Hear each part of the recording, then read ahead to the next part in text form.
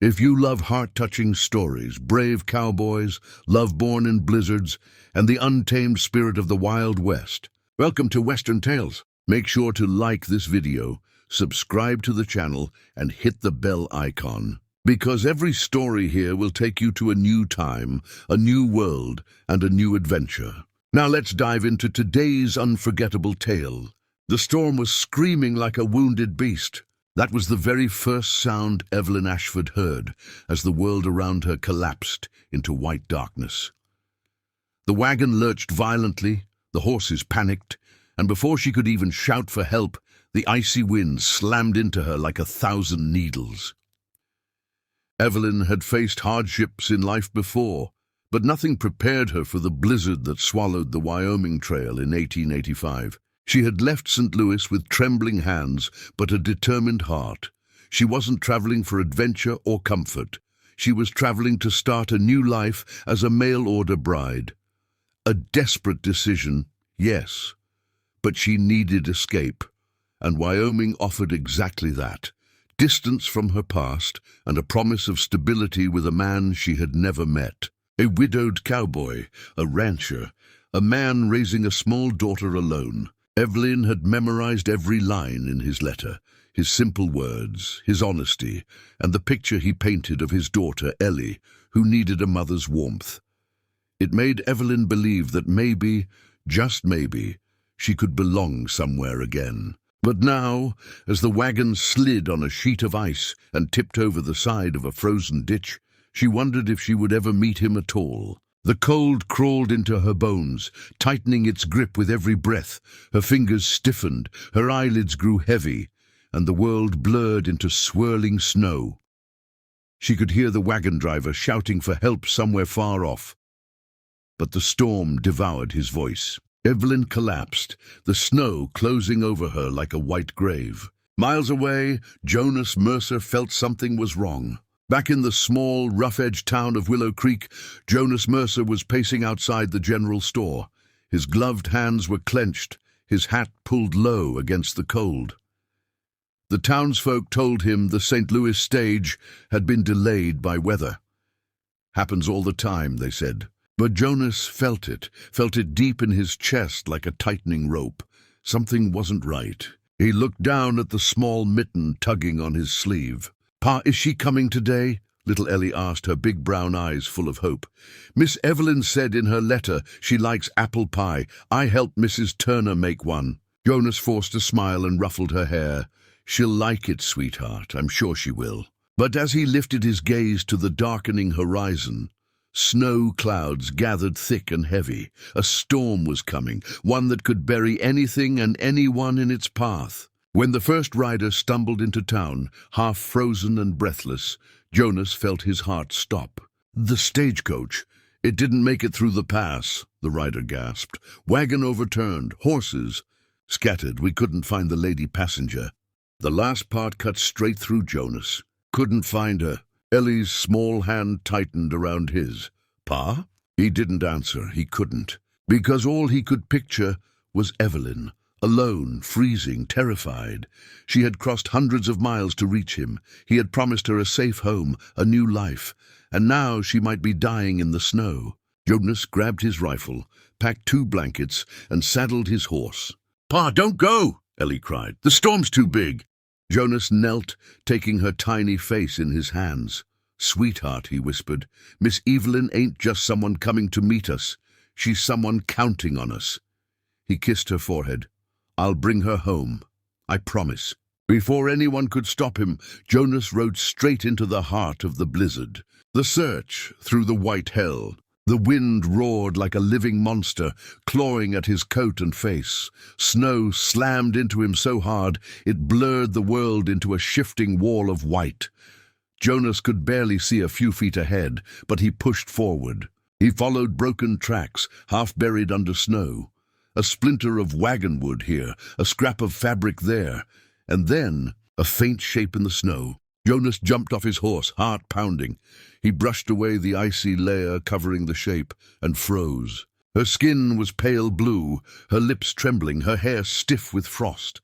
But she was breathing, a shallow, fragile breath. "Thank God," Jonas whispered, scooping her into his arms. "I've got you. You're not dying today, not while I'm here." He wrapped her in blankets and carried her to his horse, pulling her close against his chest. She was so cold, too cold. "Stay with me," he whispered against her frozen forehead. "Ellie's waiting for you. I'm waiting for you." She didn't respond, but her hand twitched, just a little. The cabin in the storm. Jonas knew they wouldn't make it back to town before the storm grew worse, but he also knew a place, a small, abandoned trapper's cabin, not far from the ridge. Half an hour later, he kicked the door open and carried Evelyn inside.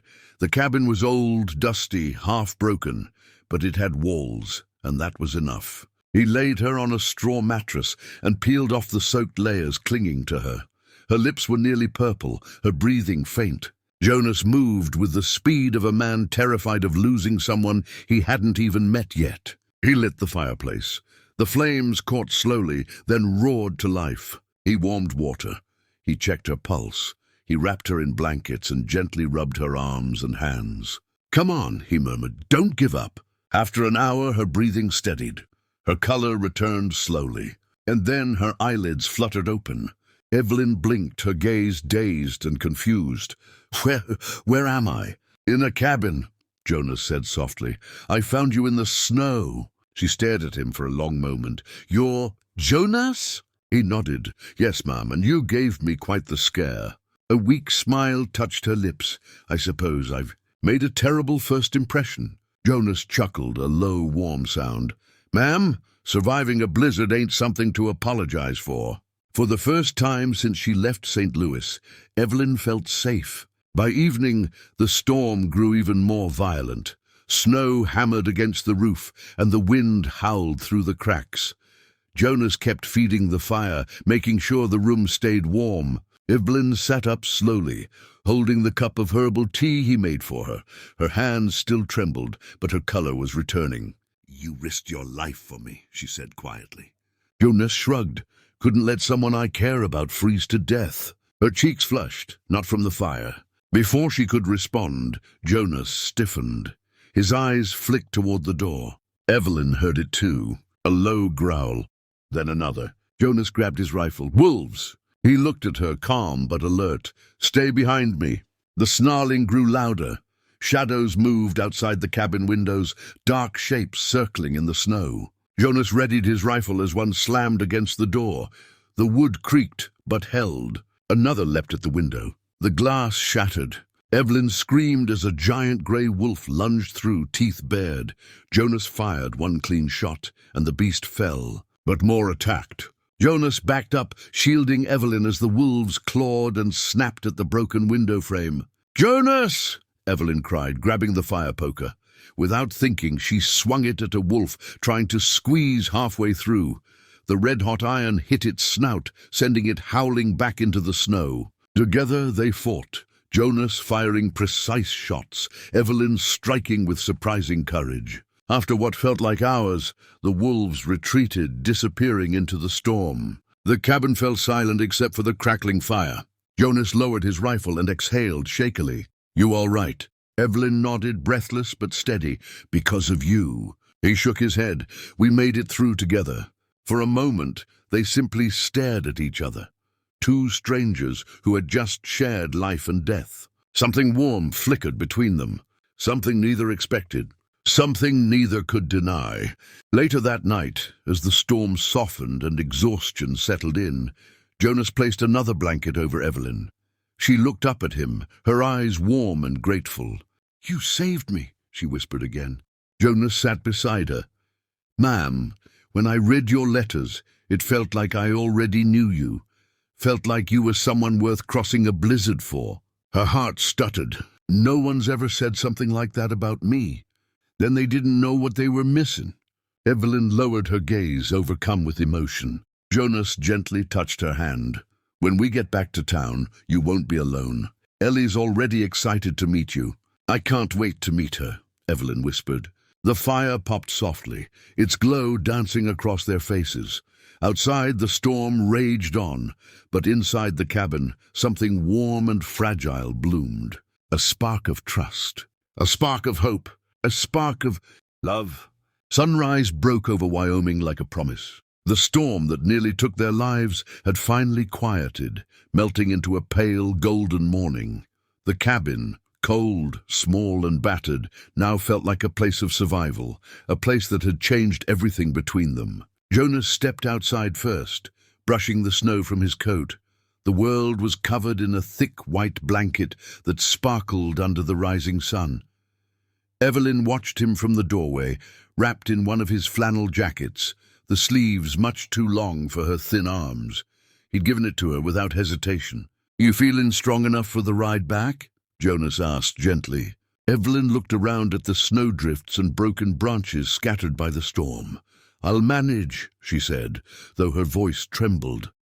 "I don't think the cold can scare me anymore." Jonas smiled faintly. "Storms don't last, people do." She didn't know whether he meant her or himself, but she felt comfort in both possibilities. Jonas saddled the horse and helped her up carefully, his hands steady and warm at her waist. Evelyn felt her pulse flutter at the touch. They had gone through too much too fast for them to pretend nothing had changed. As Jonas climbed up behind her, his arms circled her, not close enough to be improper, but close enough that she could feel the heat of him through the cold morning air.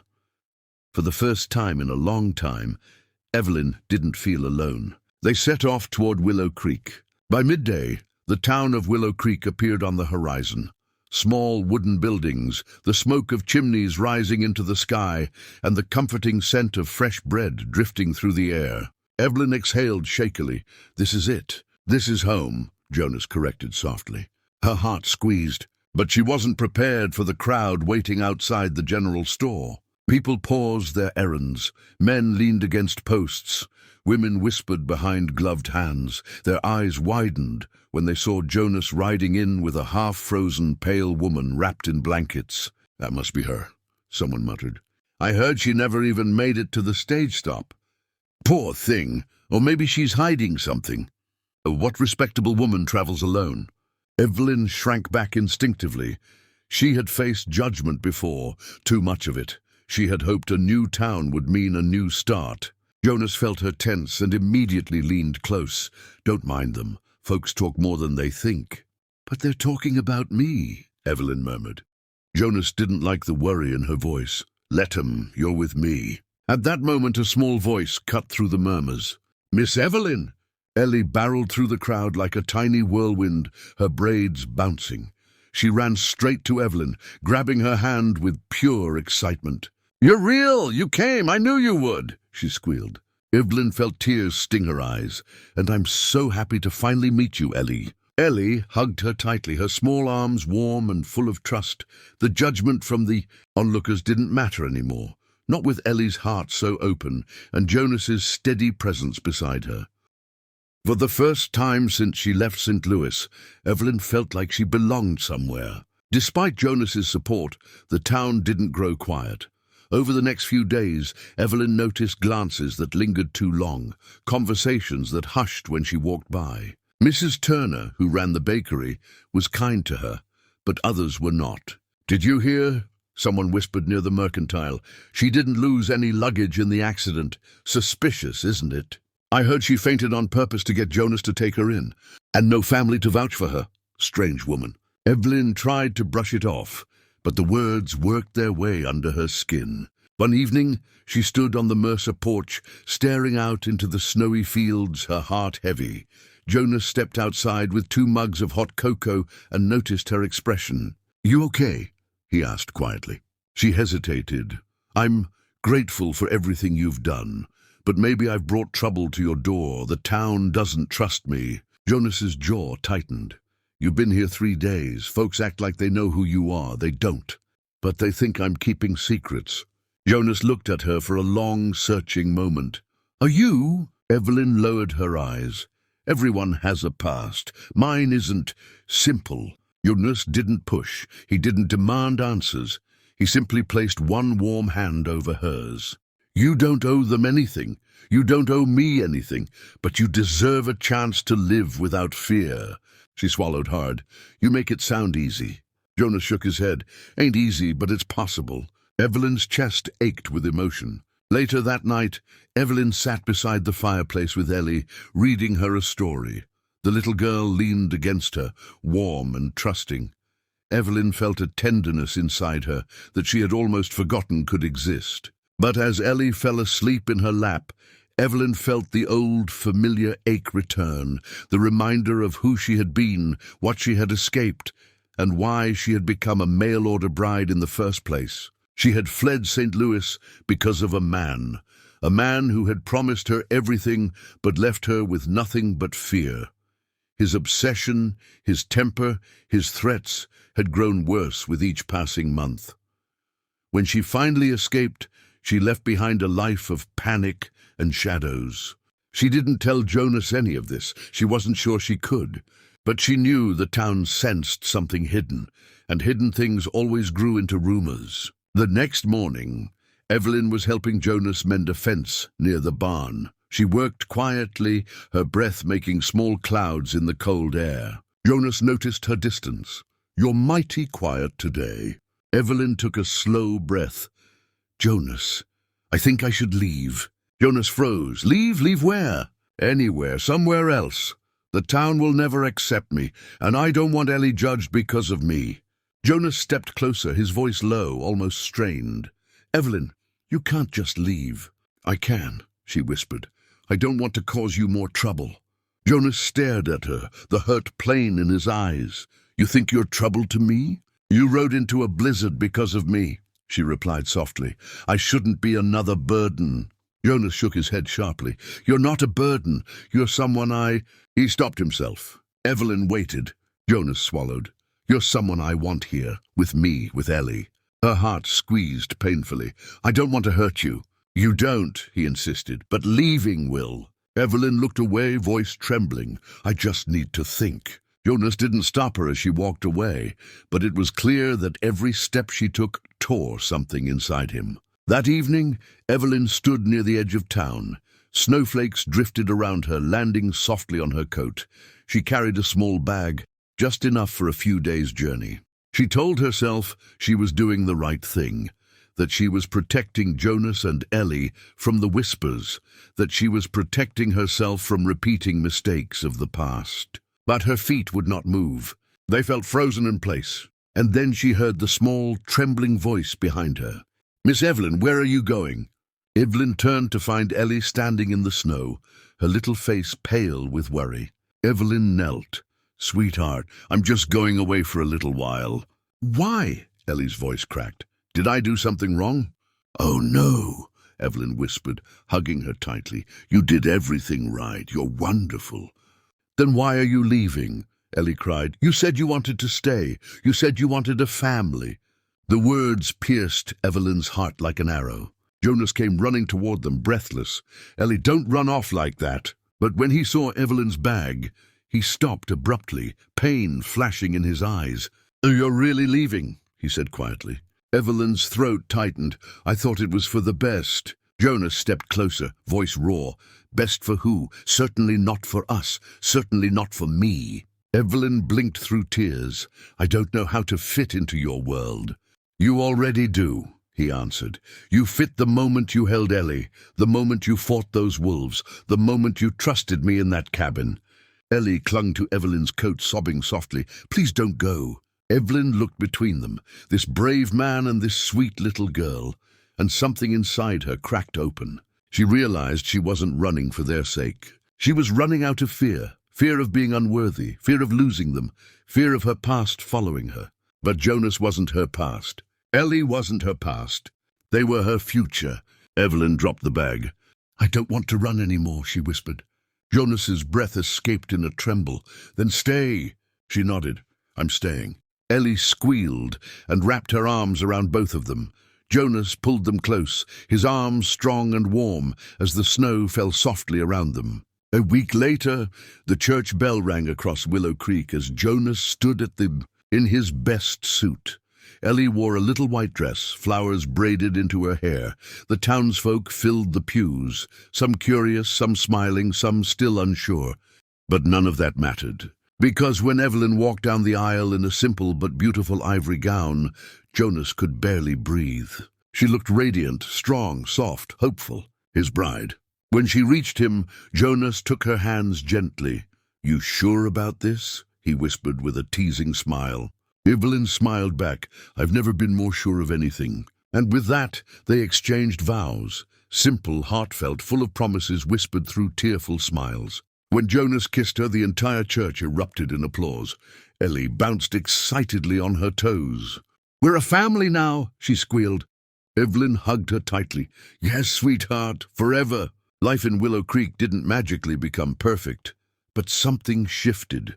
People saw Evelyn differently now, not as a stranger with secrets, but as the woman who survived a blizzard, fought off wolves, and chose Jonas and Ellie with unwavering loyalty. Whispers faded into smiles. Rumors softened into acceptance. And every night, in the warm glow of the Mercer cabin, Jonas held his wife close, grateful for the storm that had nearly taken her, because it had also brought her into his arms. Evelyn often whispered the same words before falling asleep. "Some storms come to destroy, but some storms bring you home." And that was the truth of their story. A love born in snow, a family forged in fire, a life built on courage, healing, and a promise kept.